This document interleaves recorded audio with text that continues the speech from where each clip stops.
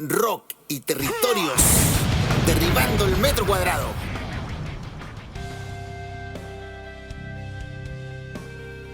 Hola amigos y amigas, ¿cómo estamos? Estamos acá en el primer programa de Rock y Territorio, derribando el metro cuadrado, por el dial 91.3 en Serena y Coquimbo, y por la señal de internet por Radio TV Coya.cl.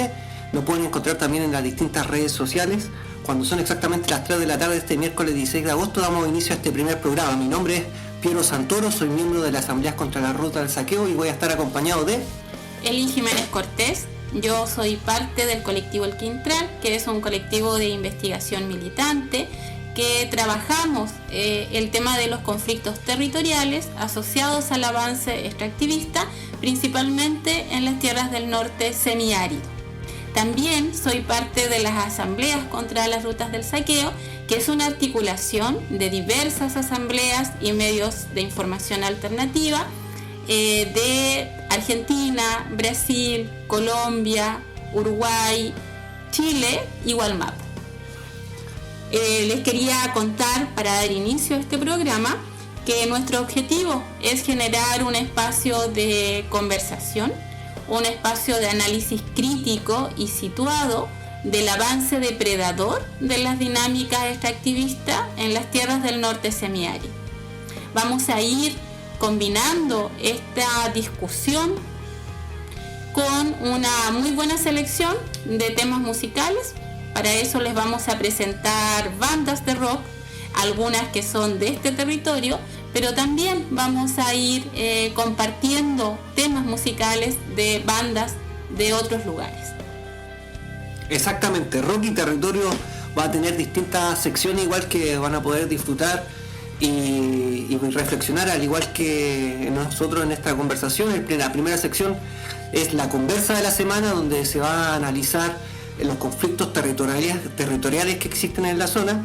Después vamos a pasar a otra sección donde vamos a poder escuchar el testimonio de estas personas a través de entrevistas en voces territoriales.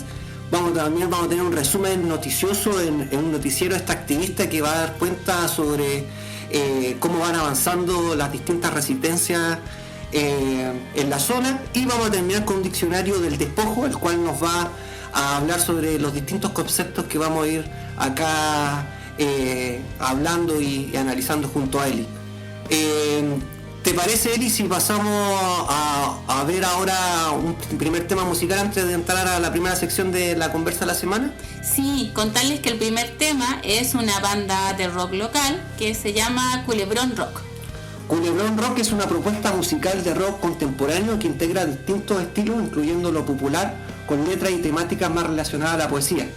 Culebrón ya tiene 2 discos grabados y expuestos en redes sociales, el primero llamado En Espiral y el segundo Sangre Inés de Suárez. Con estos discos ha podido presentarse ante más de 3.000 personas en un mismo show junto a Anita Teyú. Hoy trabaja en la producción de un tercer disco totalmente autogestionado, el cual se está grabando con equipos adquiridos, incluyendo software de grabación profesional y con un completo sistema de audio y video. La propuesta actual del tercer disco, que ya se está promoviendo, propone la diversidad de temáticas asociadas a la salud mental y el sufrimiento emocional, donde el interlocutor transita distintos espacios políticos que le permiten canalizar positivamente. La misión de la banda ahora es difundir estos espacios alternativos y poco explorados, como juntas de vecinos, colegios y parcelas, de manera de llevar la música y sus shows de forma global. Después de escuchar la reseña de esta banda local, vamos a escuchar este tema musical y después vamos a estar de vuelta acá en este primer programa de Rock y Territorio junto acá a Eli. Vamos con la banda. Hola amigos de Rock Territorios, mi nombre es Rodrigo Órdenes, vocalista y guitarrista de Culebrón, y quiero presentar el tema En Espiral. Un abrazo y todo el aguante del rock para esta iniciativa. Así que escuchemos este tema que se llama En Espiral.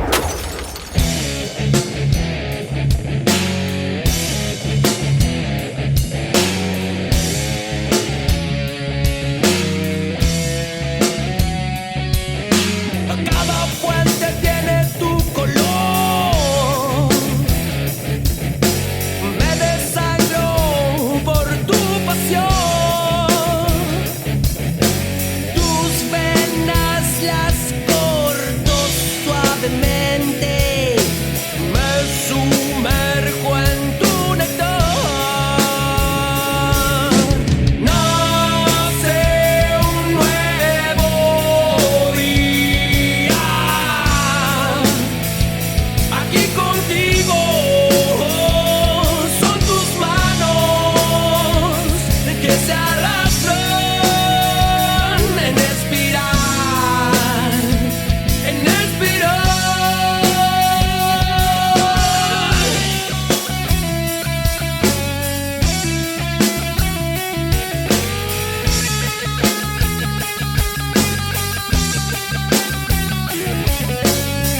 Es intenso nuestro trance, tan amplia la espiral. La raíz de nuestro trance vive y muere en espiral. Nace un nuevo día aquí contigo. Nuestro aliento se eleva en espiral, en espiral.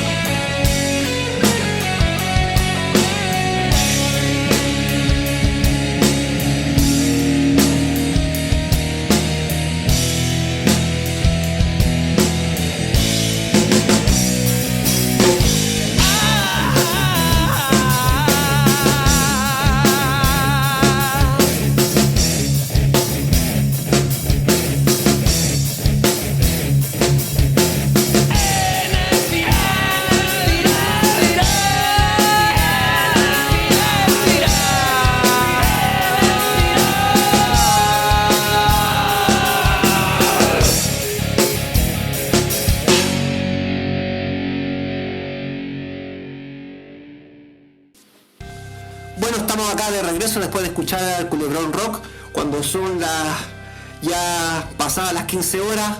Lo están escuchando a través del dial 91.3, a través de Serena y Coquimbo, y también nos pueden seguir a través de las redes en Radio TV Coya.cl. Eli, ¿qué te parece si conversamos sobre la primera temática que previamente estábamos hablando antes de empezar este primer programa, sobre extractivismo? Sí, como tú ya nos habías compartido al inicio del programa, vamos a tener en cada emisión una sección central, ya que hemos titulado La Conversa de la Semana. En la Conversa de la Semana vamos a analizar alguna dinámica extractivista que tenga fuerte presencia en los territorios del norte semiárido. Hemos contemplado trabajar el tema de la megaminería, ya hemos contemplado trabajar el avance depredador de la agroindustria y todos los efectos que tiene en lo que es el ciclo hídrico. Vamos a trabajar también problematizando la mal llamada transición energética y su asociación con las nuevas formas de minería. Y nos interesa también problematizar la sobreexplotación en el borde costero, la pesca de arrastre, la pesca industrial. Pero en este primer capítulo, al ser nuestro primer programa, hemos decidido dedicar esta conversa de la semana a un acercamiento conceptual al extractivismo, ¿ya? Así que hemos titulado este primer capítulo Extractivismo y devastación territorial. Sí, sumamente interesante. Son distintas aristas que envuelven solo un concepto, pero que en verdad abarca mucho y no solamente en nuestro propio territorio, sino también a nivel global. Y después más adelante vamos a ir viendo cómo este problema se puede ir intercruzando con otras territorialidades, por diferentes que sean. Bueno, yo creo que lo primero es definir qué entendemos por extractivismo, ¿ya? Vamos a entender por extractivismo la sobreexplotación de la naturaleza, ¿ya? Es una sobreexplotación que se da a un ritmo tan intenso, tan violento que impide que la naturaleza se pueda regenerar, ¿ya? En ese sentido, me parece importante aclarar que todos los pueblos, en todos los tiempos, y no solamente en el caso del animal humano, sino que también otros animales, para poder sobrevivir, extraemos elementos de la naturaleza, ¿ya? Como todos los animales, necesitamos agua, así que tomamos el agua de la naturaleza.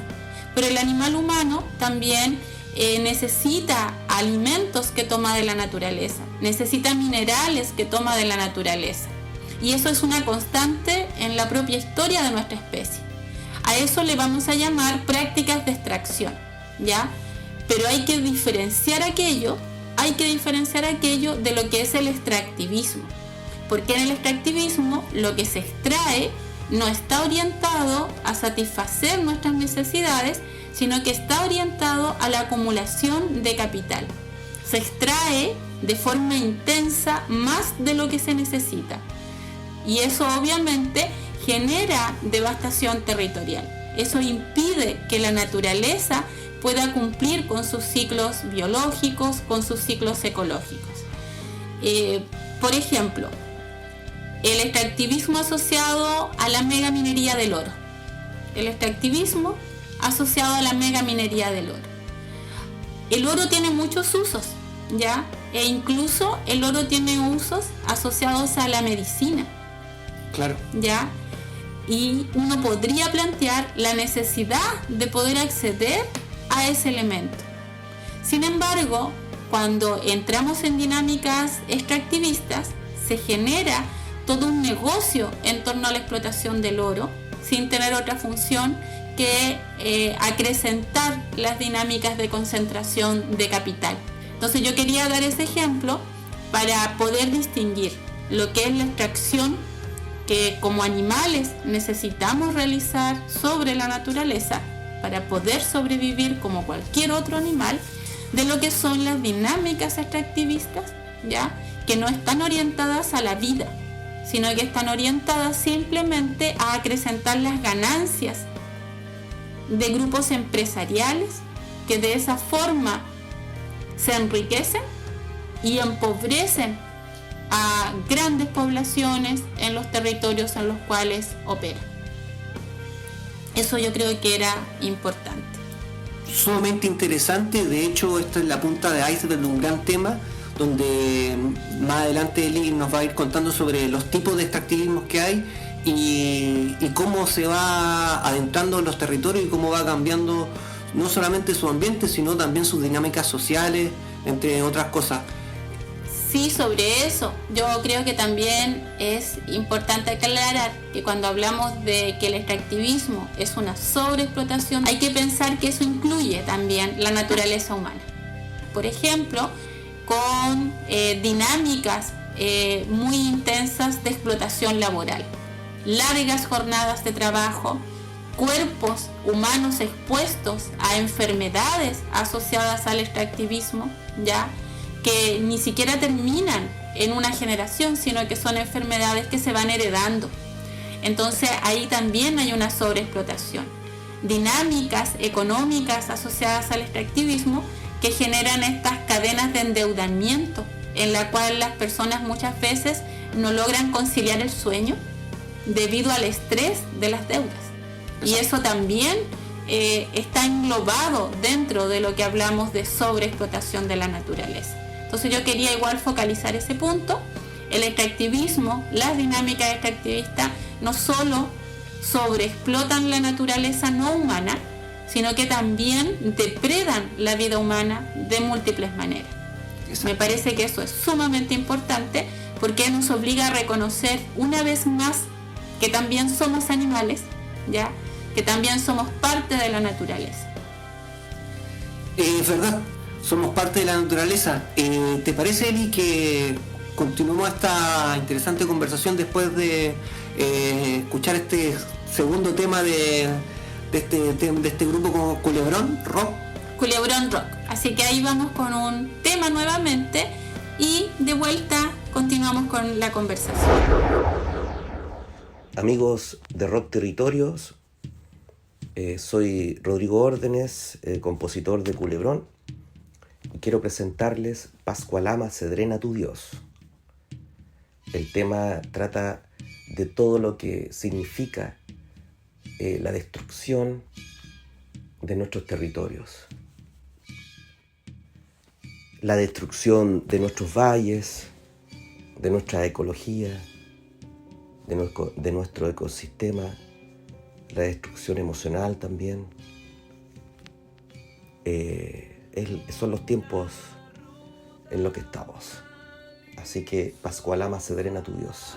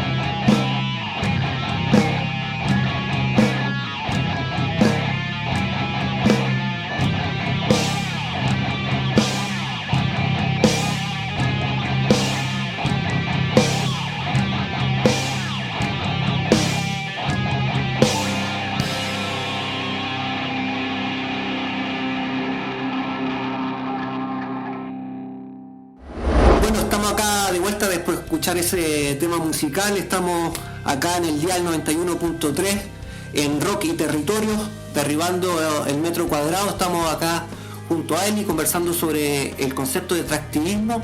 Y me gustaría ahora, Eli, dado que ya nos diste como a grandes rasgos los distintos puntos que se puedan agarrar de este concepto, los distintos tipos de extractivismo que existen, porque muchas veces uno piensa que lo lleva a un solo punto y en verdad tiene distintas aristas.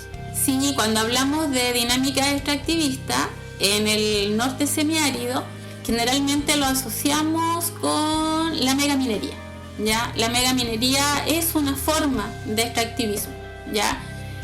Hay una megaminería metálica, por ejemplo, la que está asociada a la explotación del oro, a la explotación del hierro. Acá tenemos, por ejemplo, la zona de Guayacán, que opera como un puerto asociado al hierro. Está asociado también la megaminería, en el caso chileno, sobre todo el cobre, ya las mega explotaciones de cobre. También hay una megaminería no metálica que hoy en día está teniendo muchísimo protagonismo en la política chilena, y es la minería de litio de las tierras raras, también asociada a nutrir este proceso global de transición energética, del que vamos a estar hablando en un programa más adelante. Pero más allá de la megaminería, hay que señalar que la agroindustria también es una dinámica extractivista, ¿ya? Acá nosotros tenemos enclaves agroindustriales, por ejemplo, los enclaves asociados al cultivo de la uva de exportación en el Valle del Elqui, ¿ya? Las plantaciones de paltas también caen dentro de del modelo agroindustrial. En otras zonas están lo que hoy en día llaman las berries o los cítricos, pero lo que vemos ahí es un tipo de agricultura centrada en el monocultivo, que ha desplazado la diversidad de la agricultura tradicional. Antiguamente en estos territorios se ejercía una agricultura orientada a la alimentación local, diversa, donde en el año se iban rotando diferentes alimentos. En un tiempo se daban tomates, luego se tenían los frutales, y las personas organizaban sus ciclos de alimentación en base a la diversidad, ¿ya? Y esa diversidad ha sido desplazada por el monocultivo, impuesto en el contexto de la dictadura militar, y que luego se va a ir expandiendo a diferentes zonas del territorio. El monocultivo, más aún cuando está asociado a productos que no son propios de estas tierras, como puede ser la uva, que no es un producto original de acá, sino que fue traído por los invasores españoles, genera una sobrecarga en los territorios. Por ejemplo, porque requiere muchísima agua, y de esa manera resta el recurso hídrico para otros usos, como puede ser esta agricultura diversa, esta agricultura de huerto. Entonces, la expansión de la agroindustria es una clara expresión de una dinámica extractivista, que reorganiza el espacio físico, genera problemas ecológicos y genera un nuevo ordenamiento social también, porque es muy diferente haber sido parte de una familia campesina, ya asociada a los huertos tradicionales, que vivir la precariedad vital que significa el trabajo de temporada, el ser temporero, el ser proletario agrícola, el estar subordinado a esas dinámicas de sobreexplotación laboral. Entonces ahí tenemos ya no solamente la megaminería, sino también la agroindustria. En las tierras de Wallmapu tenemos lo que es el extractivismo de las plantaciones forestales, ya que han desplazado el bosque con toda su diversidad como fuente de vida, y en su lugar han instalado el monocultivo del eucalipto, principalmente el monocultivo del pino, cuya única función es la exportación y de esa forma acrecentar la riqueza de determinados grupos económicos. Ahí también vemos una forma de ocupación territorial que rearma las relaciones sociales, que genera formas de colonización y violencia muy fuertes sobre las comunidades mapuche, y que nos daría cuenta de otra manera de operar del extractivismo. Acá también, ya que estamos en el sector costero, tenemos que señalar la pesca de arrastre. La pesca de arrastre, ¿ya? El trabajo de la pesca artesanal también ha sido desplazado por factorías, por un sistema de pesca intensiva y muchas veces por el monocultivo. El monocultivo del loco, el monocultivo del ostión. Estoy recordando el caso algunos años en Tongoy y Guanaquero, por ejemplo, en donde la diversidad del mar también fue reemplazada por el monocultivo. Y eso genera obviamente una serie de efectos negativos en los territorios marítimos, en los territorios del borde costero. Ahí tenemos algunos ejemplos de dinámicas extractivistas: la megaminería, la agroindustria, la industria forestal, la pesca de arrastre. Quizás señalar también el caso del turismo de intereses especiales, porque cuando se instalan empresas turísticas en territorios sumamente frágiles, también hay ahí una sobreexplotación, sobre todo de los recursos hídricos. El caso más claro quizás sea el de San Pedro de Atacama, donde tú tienes unos hoteles 5 estrellas completamente alternativos, sumamente costosos, en los cuales en el desierto más árido del mundo el hotel te ofrece el servicio de piscina, ¿ya? Entonces ahí también estaríamos en presencia de una dinámica extractivista. Entonces no es solamente megaminería, sino que asociado a ello irían estas otras dinámicas. Y que quisiera mencionar también, y lo he dejado para el último, por la contingencia que estamos viviendo este año 2023 acá, el tema del extractivismo energético. El extractivismo energético, aquel que está asociado a la sobreexplotación de fuentes de energía, ¿ya? Puede ser las fuentes de energía tradicionales, asociadas a los hidrocarburos, que sería el petróleo, el gas, el carbón, que todavía se explota. Acá en Chile ya entiendo que ya no es un centro productor de carbón, como es por ejemplo en Colombia, pero esa sobreexplotación de esos hidrocarburos está encadenada a la generación de energía que sí se realiza en Chile, por ejemplo, con las plantas de termoeléctricas, ¿ya? Entonces ahí hay una dinámica extractivista también asociada a la energía. En el caso chileno, sobre todo de la década del 90 en adelante, el extractivismo energético potenció el tema de las megacentrales hidroeléctricas, sobre todo en la zona sur, ¿ya? Entonces ahí también hay un extractivismo energético, y hoy en día Chile ya lleva varios años intentando posicionarse a nivel global como una potencia de energías renovables no convencionales. Y ahí se ha abierto un proceso de industrialización de dispositivos no renovables que captan energía renovable. Me refiero a las megaplantaciones de fotovoltaicos, a las megaplantas de eólicos, ¿ya? Que sí las reconocemos como una nueva expresión de extractivismo energético, porque también generan despojo de los territorios, alteran los ciclos ecológicos de los territorios, ¿ya? Y se encadenan a la producción de enclaves energéticos que van a transformar también las relaciones sociales que ahí se despliegan. Entonces es muy amplio el abanico de prácticas que podemos reconocer dentro de lo que llamamos extractivismo. Súper interesante, Eli. De hecho, se me vino a la mente al tiro eso de que, claro, introducen estas nuevas políticas extractivistas con un discurso que es todo lo contrario con la realidad que uno va de alguna manera ahí abriendo y deslumbrando, en el sentido de que este cambio que tú dices está bajo las palabras de progreso, de prosperidad, trabajo, y en verdad ocurre todo lo contrario, donde se ven despojados de de muchas cosas que eran de su cotidiano, por así decirlo.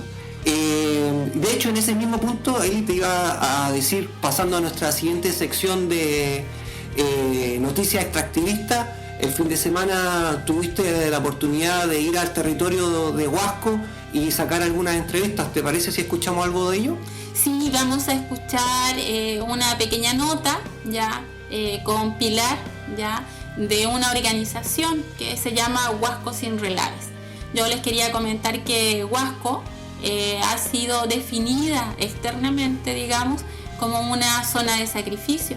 Ya es un territorio que tiene 5 termoeléctricas, ya, que forman el complejo Guacolda, pero que además tiene la planta de pellets de la CMP y que periódicamente están presentándose megaproyectos extractivistas en el territorio. Pero más allá de eso, Huasco es una comunidad que se ha negado históricamente a ser una zona de sacrificio. Han habido muchas experiencias de resistencia, de organización, no solamente en el puerto de Huasco, sino que en articulación con otros territorios de la cuenca, ¿ya? La lucha que se da ya es una lucha de cuenca, es la cuenca del Huasco la que se moviliza. En esta ocasión yo les voy a presentar una pequeña nota que hicimos con Pilar sobre el tema del proyecto de CAP para instalar un relave en Playa Brava, ¿ya? Y todas, digamos, las problemáticas que esto tendría y cómo se está organizando la comunidad para defenderse. Así que los invitamos a esa pequeña nota. Estamos en el puerto de Huasco, una zona de sacrificio en las tierras del norte semiárido, y vamos a tener una pequeña conversación con Pilar de Huasco Sin Relaves. Pilar, quería partir preguntándote por qué nace Huasco Sin Relaves. Bueno, saludar a todas las personas que están escuchando, saludarte también, Nelly. Bueno, Huasco Sin Relaves nace desde este conflicto que tenemos acá por más de 40 años con CAP Minería. CAP Minería ha sido una empresa que ha generado un gran impacto ambiental aquí en la zona y en específico en varias áreas en realidad, tanto en el tema del agua, en el suelo, en el aire, contaminando con material particulado.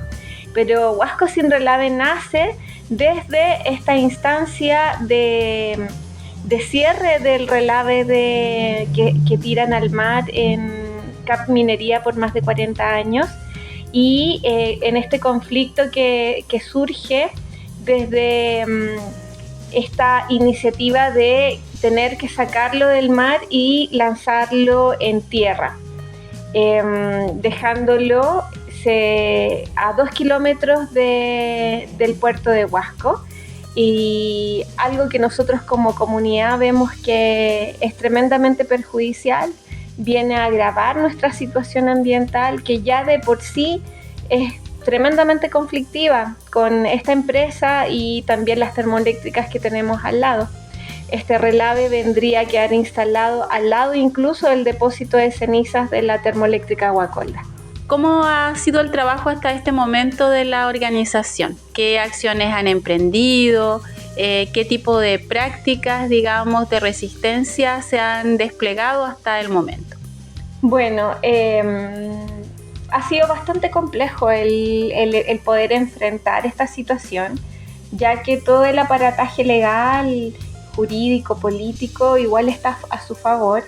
Nosotros hemos levantado distintos recursos legales en todas las etapas de este proceso y hemos también estado muy encima del proceso de ejecución de esta obra, viendo también los cumplimientos que tiene que ir teniendo esta misma empresa y también siguiendo las fechas de ejecución. Hemos podido como vigilar aspectos distintos como los compromisos, por ejemplo, en el área de arqueología, los compromisos que también ellos tienen en el área de la flora y la fauna. Hemos estado en ese proceso en realidad, pero por sobre todo levantando recursos legales que permitan la protección de la comunidad y sobre todo ir evidenciando también las distintas falencias que tiene el proyecto, tanto desde su decisión como que pasa por encima incluso de un cambio de uso de suelo, hasta estos compromisos que no se han llevado a cabo en este proceso que ellos tienen de ejecución. Si pudiéramos pensar cuáles son los efectos concretos, ya directos, que tendría la instalación de este proyecto de relave. Uh-huh. Y además aprovechar de preguntarte en qué se diferencia este tipo de relave de otros que hemos visto a lo largo de las costas chilenas también. Bueno, este relave vendría a aumentar también para nosotros toda la contaminación por polución que nosotros tenemos. Nosotros tenemos, somos declarados zonas de latencia como zonas de sacrificio y constantemente estamos bombardeados por material particulado y metales pesados. Este relave vendría a aumentar esta cantidad de contaminación que ya nosotros sufrimos. O sea, en el fondo viene a agravar una situación. Eso es en resumen. Sabemos que CAP Minería es una empresa que no ha sido responsable en sus procesos de producción. Por lo tanto, no nos cabe duda que va a seguir siendo irresponsable en el proceso de este relave. Quizás contar un poco, contarle a las personas que están escuchando el relave que tienen que sacar del mar por 10 años funcionó de forma ilegal porque tenían los permisos caducados, pero además de eso tenían aprobadas 2.500 toneladas día, ellos tiraban 5.000 toneladas al mar sin siquiera esos permisos. Entonces estamos hablando de una empresa que históricamente ha sido irresponsable en su producción. Por lo tanto, más allá de esta sobreexposición que vamos a tener en material particulado, también creemos que el proceso de desarrollo de este relave tampoco va a estar ajustado a los compromisos que esta misma empresa dice que va a tener, porque históricamente ha sido muy irresponsable. Lo otro es que este tipo de relave es un relave que como que es nuevo también dentro de la misma como historia de los relaves mismos. Ellos lo definen como un relave semisólido, ¿no? Que tiene un porcentaje de humedad y que supuestamente no afectaría a la comunidad, pero es algo que nosotros como por una obviedad entendemos que no hay ningún relave que sea inocuo. Todos los relaves tienen una afectación al territorio, desde la misma afectación en el lugar y también en la misma comunidad. Ya. Y la última pregunta, ¿qué le dirías tú a otras comunidades con relaves o a las cuales está llegando la amenaza de instalación de nuevos relaves? Bueno, la afectación por relave es, nosotros como zonas declaradas zonas de sacrificio, es algo con lo que nosotros tenemos que prácticamente convivir de manera obligada y la verdad la afectación es mayor. Acá tenemos un suelo marino absolutamente afectado, por ejemplo, por un relave en el mar. Tenemos la amenaza concreta actual de un relave en tierra que va a sepultar desde nuestra historia arqueológica, patrimonial, va a afectar suelo, va a afectar aire, distintas aristas y distintas áreas. Yo les sugeriría y también les hablo a las comunidades que puedan estar escuchando que un relave es de verdad una tremenda amenaza para las comunidades, y una vez instalados es muy difícil volver al punto cero. Entonces, es responsabilidad nuestra el poder velar también por nuestros territorios y por el lugar donde habitamos.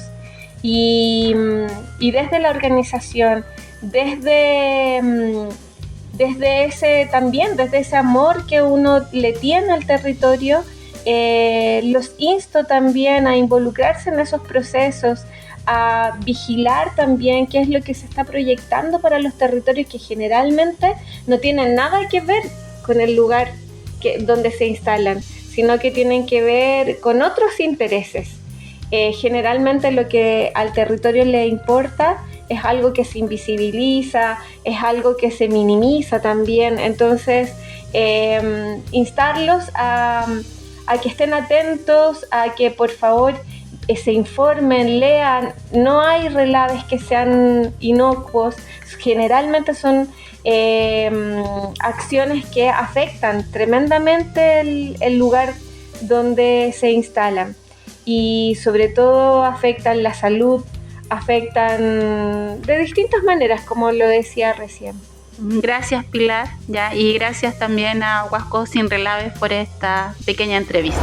Les invitamos nuevamente a escuchar un tema de la banda local Culebrón Rock. Amigos de Rock Territorios, acá nuevamente Rodrigo Órdenes de Culebrón Rock, y para despedirme vamos a presentar el tema Al filo de la navaja, un tema que tiene una idea muy, muy potente respecto de las relaciones humanas, pero también desde la poesía, ¿ok? Para que capten esta letra, esta lírica, y que obviamente es de libre interpretación.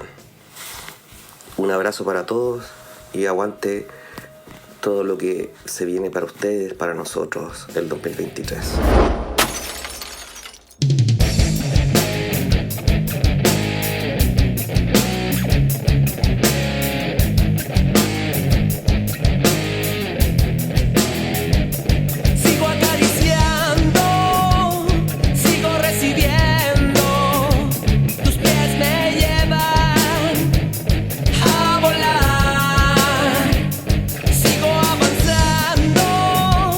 Sigo muy profundo.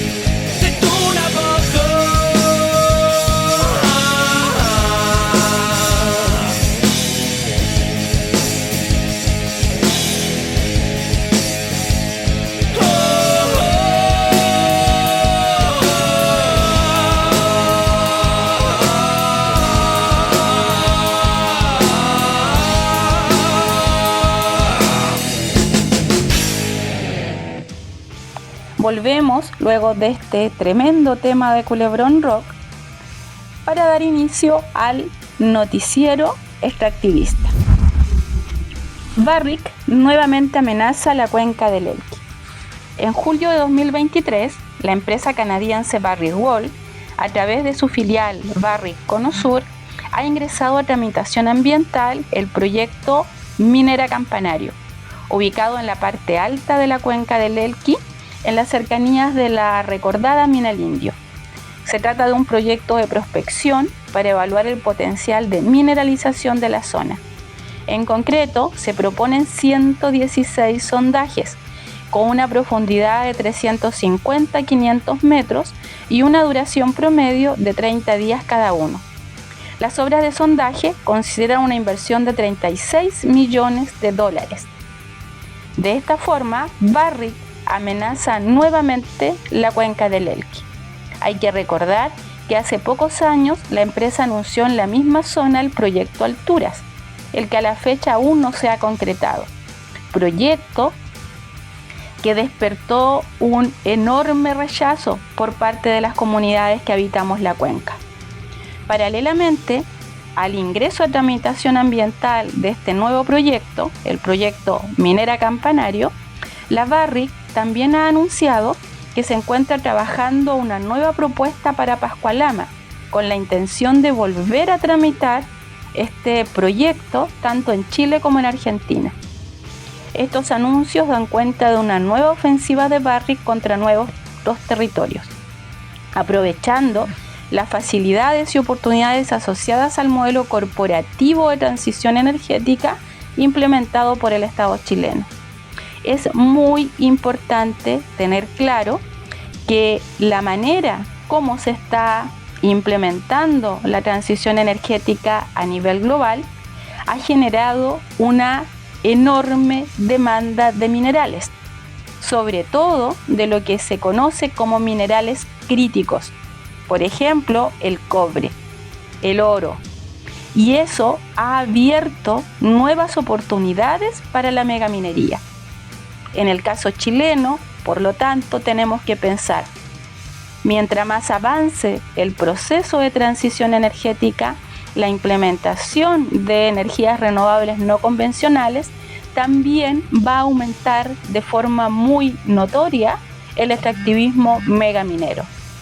Así que hay que estar alertas, hay que organizarse para poder enfrentar estas grandes amenazas. Noticiero extractivista. Presos políticos mapuche inician huelga de hambre seca. A 100 días de una huelga de hambre totalmente invisibilizada por gendarmería, gobierno y medios hegemónicos, los presos políticos mapuche de Angol inician una huelga de hambre seca. Las comunidades en resistencia de Mayeco enfrentan actualmente una fuerte estrategia represiva hacia sus demandas territoriales. El gobierno de Boric ha fortalecido la criminalización a la autonomía mapuche, encarcelando a miembros de la coordinadora Arauco Mayeco y de otras comunidades en resistencia. Esta estrategia represiva es liderada por la ministra del Interior Carolina Toá, bajo la fuerte presión política que ejerce desde la extrema derecha la multigremial Araucanía.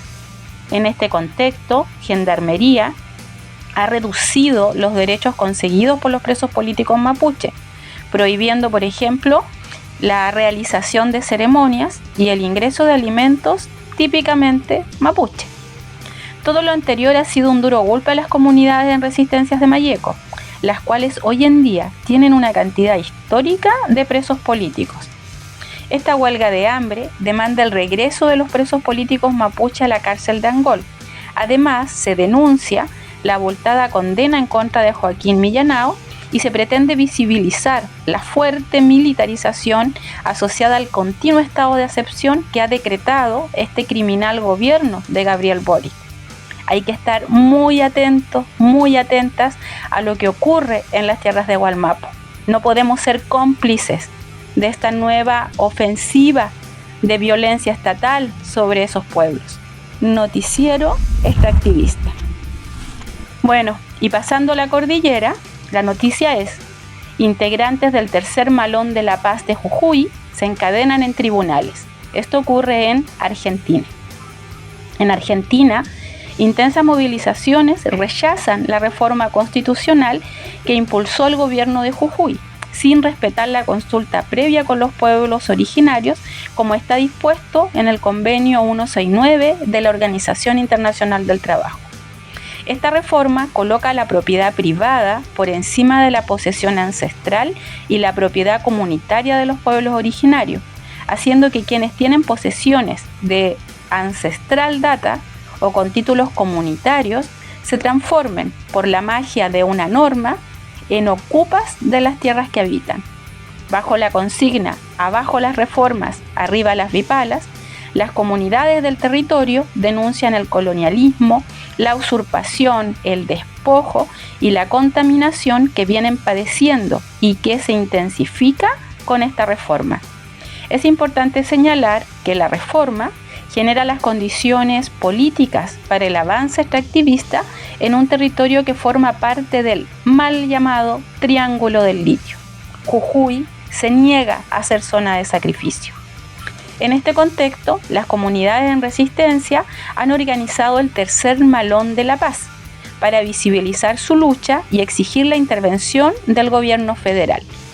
Las columnas de este Tercer Malón de la Paz partieron el pasado 25 de julio desde diversas localidades jujeñas, de La Puna, Quebrada, Valles y Yungas jujeñas, pasando por San Salvador de Jujuy, por Salta, Tucumán, Tacamarca, Santiago del Estero, por Córdoba, por Rosario, para luego encaminarse hacia la capital federal. Este Tercer Malón por la Paz ingresó a la ciudad de Buenos Aires el martes 1 de agosto por la mañana y por la tarde pidió una audiencia a la Corte de Justicia con el objetivo de hablar con los jueces para que declaren la inconstitucionalidad de la reforma, aunque sin éxito porque finalmente no han sido aún recibidos. En los últimos días, integrantes de este Tercer Malón de la Paz profundizaron las medidas de protesta contra la reforma constitucional impulsada por el gobernador de Jujuy, Gerardo Morales, quien impulsó una acción represiva contra las protestas. Fue así que 3 referentes de este colectivo se encadenaron en la entrada de la sede de la Corte Suprema de Justicia como nueva medida que se suma a la vigilia frente a los tribunales porteños.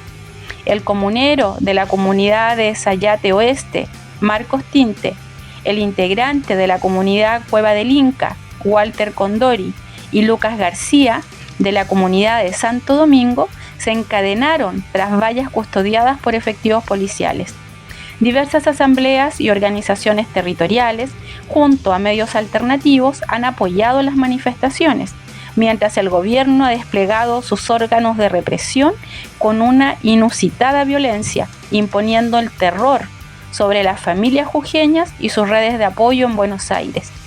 Desde este lado de la cordillera enviamos nuestra solidaridad a esa digna resistencia de las comunidades del Jujuy.